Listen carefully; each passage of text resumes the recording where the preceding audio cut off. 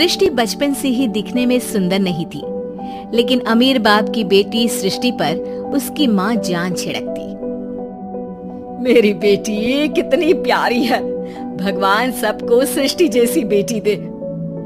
सृष्टि धीरे धीरे बड़ी होती है। एक दिन सृष्टि की सहेली कहती है, तू दिखने में कितनी अजीब सी है, लेकिन मैं जानती हूँ हम सब में सबसे अच्छी शादी तो तेरी ही होगी। तेरे पापा अमीर जो हैं। और बता नहीं सकते यार, दहेज तो हर कोई देता है, ये क्या ज्यादा ले जाएगी अपने पति के लिए? अरे बड़े शहर में कोठी है इसके पापा की। अरे पापा की है ना, कौन सी इसकी है? इसकी होती तब तो कोई भी लड़का इससे शादी कर लेता। अरे पापा की मतलब पापा की है तो मेरी ही है ना? किसने कहा?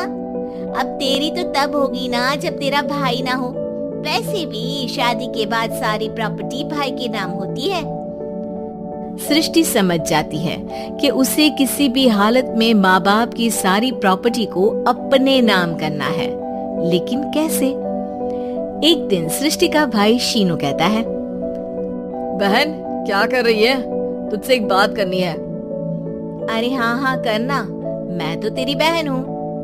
बहन मेरी लाइफ में ना एक लड़की है, बहुत अच्छी है। मैं सोच रहा हूँ माँ और पापा से बात करूँ शादी के लिए। सृष्टि को समझ में आ जाता है कि भाई की शादी होते ही भाभी उसे एक दिन भी घर में बर्दाश्त नहीं करेगी। क्या बात है भाई, बताना कौन है वो? यार वो बहुत अच्छी लड़की है, पढ़ी लिखी है, मेरे साथ जॉब भी करती है। बस एक प्रॉब्लम है। प्रॉब्लम? क्या प्रॉब्लम है भाई? यार वो शादीशुदा है, लेकिन उसके पति ने उसे सिर्फ इसलिए छोड़ दिया क्योंकि उसके माँ बाप दहेज नहीं दे पाए। सृष्टि ये सुनकर न जाने क्यों खुश हो जाती है। अरे भाई तो क्या हुआ, लड़की तुझे तो पसंद है ना?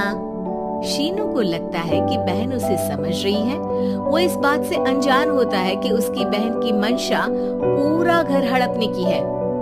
सृष्टि अपनी माँ से कहती है, मम्मी मुझे तो बहुत चिंता है।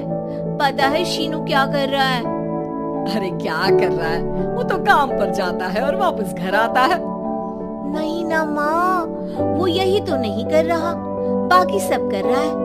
आपको पता है उससे प्यार है, और वो भी एक शादीशुदा लड़की से। ये क्या हो गया?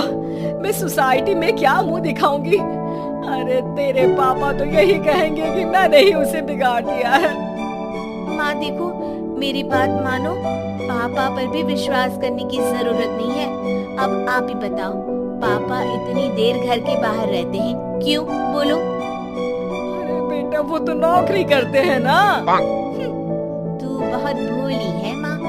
पापा का ऑफिस तो 7 बजे खत्म हो जाता है, लेकिन देखो कितनी देर से आते हैं। अरे नहीं बेटा, ऐसी कोई बात नहीं है। सृष्टि माँ को एक औरत से बात करते पिता की फोटो दिखाती है। देखो माँ कैसे है पापा, मैं ना कहती थी कि पापा सही नहीं है। मैं तेरे पापा से बात करूंगी, दे फोटो मुझे। ओ माँ, वो तो डिलीट हो गई। लेकिन चल, तूने तो देख लिया ना, पापा से बाद में बात कर लेना। और हाँ, मेरा नाम बिल्कुल मत लेना। हाँ माँ। अब क्या था, सृष्टि की माँ और पिता के बीच झगड़ा होना शुरू हो जाता है। सृष्टि के मन में क्या चल रहा था कोई नहीं जानता था। एक दिन माँ, सृष्टि के लिए एक लड़का देखा है, वो लोग शाम को उसे देखने आने वाले हैं। और हाँ माँ, एक खुशखबरी, मैं और पापा मिलकर एक नया बिजनेस ट्राई कर रहे हैं। शाम को लड़का आता है, सांवले रंग का। सृष्टि को तो बिल्कुल भी पसंद नहीं आता। लड़की की माँ कहती है, लड़की का चेहरा तो कोई खास नहीं, लेकिन अगर मेरे बेटे को आप लोग सेटल कर दे तो मैं उसकी शादी आपकी बेटी से करवा दूँ।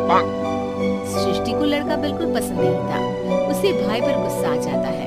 लड़के वालों के जाने के बाद कहती है, माँ देखा शीनू मेरे लिए कैसा लड़का लेकर आया, न दिखाने लायक न सुनने लायक, सेटल भी नहीं, वो भी हम करे।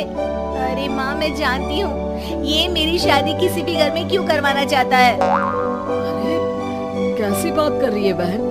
तूने तो देखा ना, लड़के को मैंने ही मना कर दिया तुझसे शादी के लिए। जिसने लड़का बताया था उसने उसकी बहुत तारीफ की थी। बात आई गई हो जाती है, लेकिन सृष्टि का मन शांत नहीं होता। क्या करूं, कुछ समझ में नहीं आ रहा। मेरी शादी हो गई तो ये लोग पूरी प्रॉपर्टी शीनू के नाम कर देंगे। मेरे हाथ तो कुछ लगेगा ही नहीं। तभी सृष्टि को आइडिया आता है। वो किसी वकील को फोन करती है। जी देखिए, अगर आपके मम्मी पापा का तलाक हो जाता है तो आपके पिता की आधी प्रॉपर्टी आपकी माँ के नाम हो जाएगी, फिर उसे वो किसी को भी दे सकती है। सृष्टि अब माँ को बेटे के खिलाफ भरती है। माँ, शीनू पर नजर रखा करो। वो जिस लड़की के प्यार में है ना, वो शादीशुदा है। यहाँ आएगी, सारा पैसा, रुपया, जमीन, जायदाद सब हड़प लेगी। पापा का भी हाल तुमसे छुपा नहीं है। ऐसा ना हो कि मैं और आप एक दिन सड़क पर भीख मांगे। हे भगवान, मैं तो जीते जी मर जाऊंगी अगर ऐसा हो गया तो। ऐसा हो गया नहीं माँ, ऐसा ही होगा। अभी समय है, आगे का सोच लो। मैं तो कहती हूँ पापा से आधी प्रॉपर्टी लेकर अलग हो जाओ। पापा की आधी प्रॉपर्टी भी हम लोगों को अगर मिल जाती है ना, तो अगले 7 जन्म सफल समझो। बेचारी माँ बेटी के कहने पर पति से तलाक लेकर अलग हो जाती है। सृष्टि अब पैसों से गाड़ी और अपने दूसरे महंगे शौक पूरे करने लगी। उसके दोस्त भी उसके पैसे इस्तेमाल करते। सृष्टि, कल तुम कहाँ थी? मैं सारा दिन घर पर अकेली थी। तो मैं क्या करूं? मैंने ठेका तो नहीं लिया है ना तुम्हें संभालने का। माँ को सृष्टि से ये उम्मीद नहीं थी। वो बैठकर रोने लगती है। वहीं उसका पति यानी कि सृष्टि के पिता आ जाते हैं। मैं जानता था कि तुम्हारा यही हाल होगा, तो आपने मुझे रोका क्यों नहीं? मैं रोकता तो तुम रुकती क्या? सृष्टि के कहने पर तुमने मुझ पर अपने बेटे पर शक किया, लेकिन तुम ये भूल गई कि कैसे हम दोनों ने मिलकर जीवन में इतना सब खड़ा किया।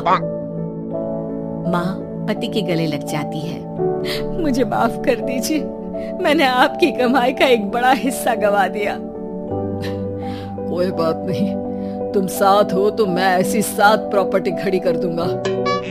तभी वहाँ सृष्टि आ जाती है रोते हुए। माँ, मयंक ने मुझे छोड़ दिया। वो बोल रहा था जब तक मेरे पास पैसे थे तब तक ही वो मेरे साथ था। पापा, माँ, मुझे माफ कर दीजिए।